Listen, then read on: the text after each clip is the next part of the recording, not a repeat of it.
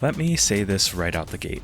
I adore the original Ghostrunner. It felt like an experience almost tailor-made to match everything I love in a game, from its challenging one-hit-and-you're-dead melee combat, to its fast and extremely satisfying first-person parkour platforming, to a rich and stunning cyberpunk aesthetic whose visuals and thumping electronic soundtrack are the perfect complements to its shiny, bloody chaos. It wasn't perfect. It's an extremely challenging game that sometimes bordered on sadistic, and the story was hardly worth paying attention to. But it was damn close, and I'm consistently surprised its identity as a spastic, neon, gore-soaked love child of Hotline Miami and Mirror's Edge doesn't usually land at a spot on the podium of best indie games ever made by most gamers' standards. But hey, that's just me, and I certainly won't complain about the original being underrated when it clearly did well enough to spawn a sequel. And to say the sequel leans hard into everything Ghostrunner did well would be to put it mildly, though to my unfortunate surprise, it also leans pretty hard into its flaws. Before we get to that, just a quick reminder that if you like supporting independent content that brings a voice to the voiceless, check out our Patreon in the link below and get access to our amazing Discord community, as well as other cool perks like exclusive live streams and a new exclusive podcast. Ghostrunner 2 takes place a year after the original, and Jack is back to take on a violent AI cult that has assembled outside of Dharma Tower, which to those who play the original will remember as the last refuge of mankind in this post-apocalyptic world. Like the original game, its presentation is no slouch.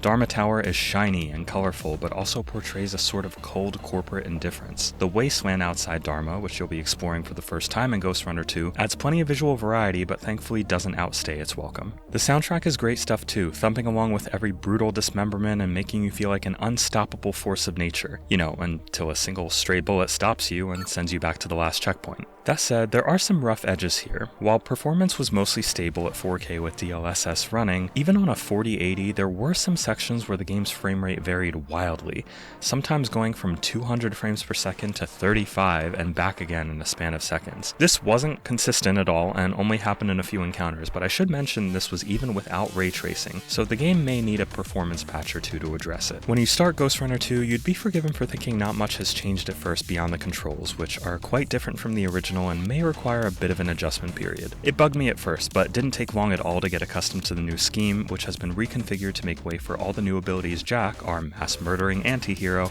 has on offer. For those less familiar, let's start with the core abilities that Ghostrunner 2 shares with its predecessor. Jack has the ability to wall run, slow time in midair to adjust his position or carefully dodge bullets, use his grappling hook to rapidly fling himself throughout an arena or over an obstacle, and I have to say this is probably the best grappling hook in any game I've ever played, and some returning abilities like the shurikens for stunning enemies or Tempest for fusto-rawing them away if you want to bring some Skyrim into this. There's a lot going on in any given moment and it can threaten to become overwhelming, but just like the first game, Jack's ability to slow time in midair can also give you a little breather to plan a way out unscathed. But as I mentioned, some new abilities are joining the fray, the most immediately noticeable of which is the ability to block and parry with your sword, as well as a stamina meter to go with it. Some enemies will require you to execute a proper parry in order to defeat them, and others, like enemies that rapid-fire lasers at you, can be swiftly executed with a well-timed parry to deflect the shots right back at them. That said, Ghostrunner 2 doesn't just settle for giving you some new abilities, but enhances existing ones in ways that feel meaningful and incredibly fun. Shurikens, for example, can now be used to stun and then grapple over to enemies,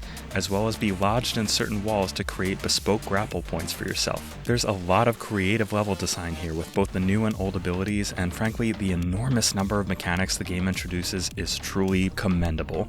Right up until the last level, it will constantly introduce new enemies, new abilities, new traversal techniques, and while some of them are a bit of a miss, a vast majority are great fun and really flex the developer's level design skills. But I've got to admit that despite my initial enthusiasm for the new block and parry, it doesn't end up amounting to much outside of a few specific scenarios. Sure, there are some enemies and bosses that require it, making its use literally necessary at times. But outside of those times, I usually didn't bother. Trying to deflect a bullet with a well-timed parry feels a lot more risky than just dodging it in slow motion. It was a nice addition, but lacks the thoughtful execution to make it feel necessary. But let's talk about my favorite new part of Ghostrunner 2, which is Jack's motorcycle. It takes a little while to get introduced, about 4 hours in, but once it does, holy hell are you in for a treat. The cycling sequences in Ghostrunner 2 go blisteringly fast and are incredibly visceral, often having me hold my breath for longer stretches than are probably healthy. Boosting through gaps in the environment, jumping off ramps, and gravity-defying wall riding are among the many joys that await you. Frankly, one of the bike-centric boss fights later in the game is genuinely the best level I've played in any game in years, and I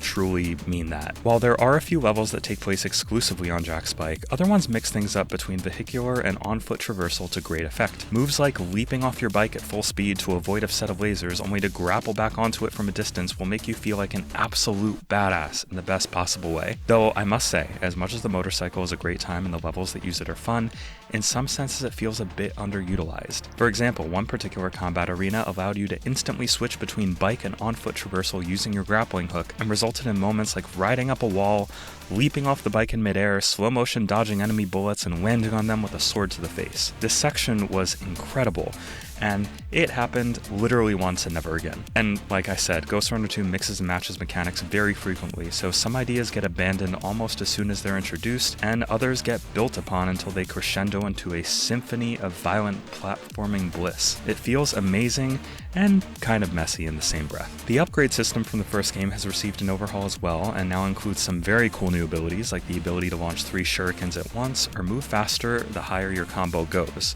While you can buy as many abilities as you can afford, actually using them is a different matter. While I enjoyed the original's Tetris-style grid that required you to slot the abilities you wanted, Ghostrunner 2's motherboard system is a bit more elegant, allowing you to slot abilities into motherboard slots that are pretty limited until you collect more, giving lots of reasons to explore the environment and ensure you're getting as much mileage out of your powers as possible. It might sound at this point like Ghostrunner 2 is an utter triumph that bests the first game in every way.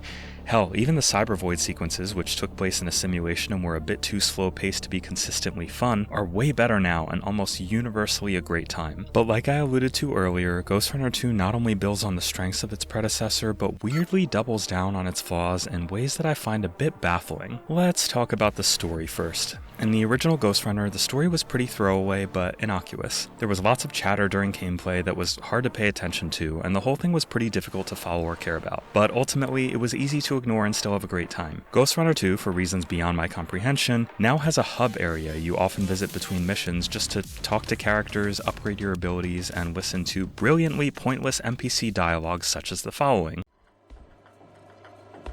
So, when did you join? A while ago. You? It's been some time. You joined after the Keymaster fell, didn't you?